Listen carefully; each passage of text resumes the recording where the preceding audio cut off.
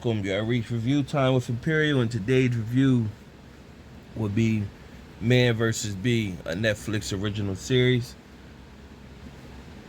Subscribe to the channel, like the video, leave a comment if you've seen this series. This series kept popping up on my feed, probably because I watch a lot of different fun comedy movies or shows, and it's kept popping up. And then finally, I just said, let me give it a chance. And if you know anything about Rowan Atkinson, you know him from playing Mr. Bean. Also, he was in a movie, and of course, when you used to see the Mr. Bean, he never even spoke, so you thought he couldn't even speak in that character. But then you seen him in the movie Rat Race, and he always playing some character that gets in a bunch of ridiculousness. Like this, basically, what this is. This basically is a comedy that he just get into one hole after the next, and the hole just get deeper and deeper. So it's basically a man finds himself at war with a bee while house sitting in a luxurious mansion. Who will win basically.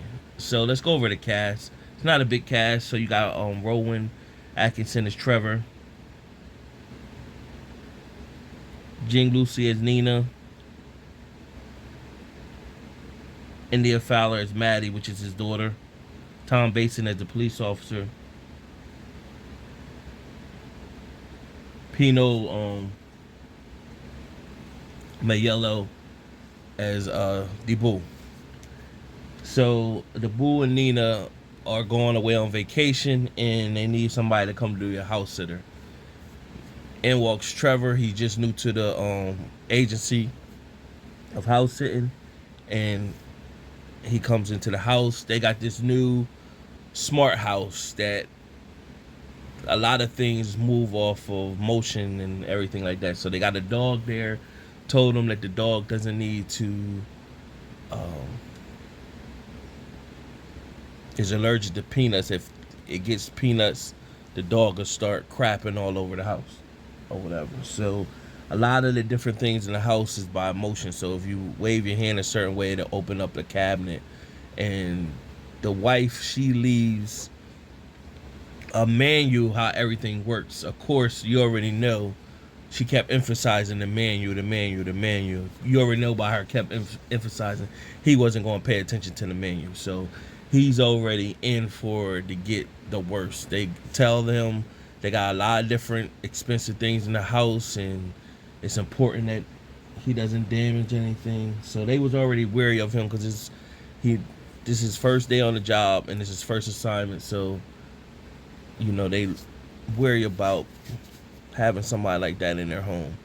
Nevertheless, in comes the bee, and so it's this agitated bee and he's determined to hit this bee, but that's where the ridiculousness is happening. Meanwhile, what's happening with his daughter and ex-wife is supposed to be his time to go on vacation with his daughter, but he just found his job. He's been out of work, so he got to take this job, but they'll go afterwards.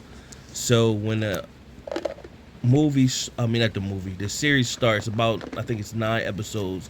It starts with him in court getting convicted. So you're wondering, well, what made him get convicted? So then that's when it goes back to the story on everything that happened, and pretty much it's about every episode is about 20-30 minutes, 25-30 minutes, something like that. And it's basically him trying to kill the bee and tearing up the house the whole time. And as he was tearing up the house, a lot of the stuff that he was tearing up that was supposed to be expensive was tearing up pretty easy. And so you would think all these expensive items at the time you're watching it, why would you trust? I mean, he had a car that was worth $2 million, paintings that was worth hundreds of thousands, a couple other paintings that was worth a couple million. You thinking you got all this pricey stuff in your home. Why would you uh, um leave that type stuff with somebody you just met? So it didn't make sense at first. But then what happens is a cop shows up to the house and pretty much tells him that, it's been some robbers in the area and to be on alert. So you're not paying attention that those robbers actually tried to come to the house at one point, and they got in the house, but they got in the house easy. So you're not paying attention to that at the time.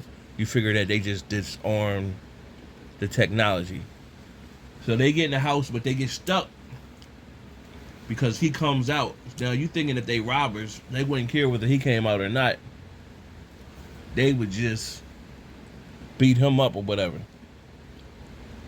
But they end up getting stuck in the panic room, and the cops came just to check on him because they alert went off with the alarm, and he was like, "I didn't know anything." And they looked in the room, and was the robbers trying to get out the room, and of course at that time, they got the robbers questioning him. How did he know? But he's goofy, so he knew no better. Meanwhile, the people who own the house on their way home, he goes berserk trying to kill the bee and end up burning the house down. So he went, like I said, a bunch of ridiculousness. He just went full blown berserk and just destroyed their house the whole way. That's what he got convicted of, arson, and he ended up getting convicted of 3 years in jail. And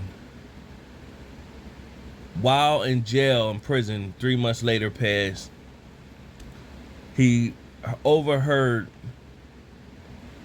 some men talking, basically that they were there on a job, and the person who they were robbing set the robbery up. So he had a bunch of fakes in the house. So he was scamming people. So he overheard that. Basically, he kept the phone number of the cop that gave him a card and told him the information. So while the homeowners, double, was throwing a party, talking about the new art pieces he got after the house was renovated, the cops show up, and the goons that got locked up, they were there too, and pretty much said, yeah, that's him. And so he knew right away. And so what ended up happening is Trevor got out of jail early because he solved the case of the scam or fraud, insurance fraud. And he got to go on a trip with his daughter. And at the trip, while he's sitting there, the bee shows up. And they pretty much made this story that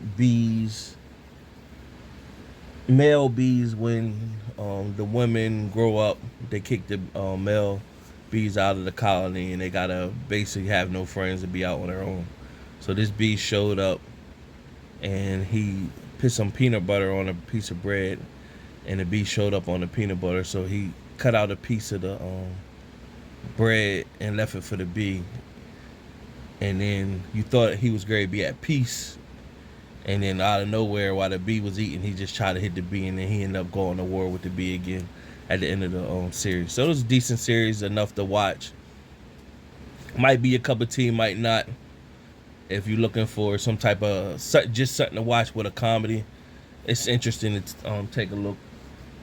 Decent enough to take a look at. Out of 4-star rating system, if I wanted to rate a series,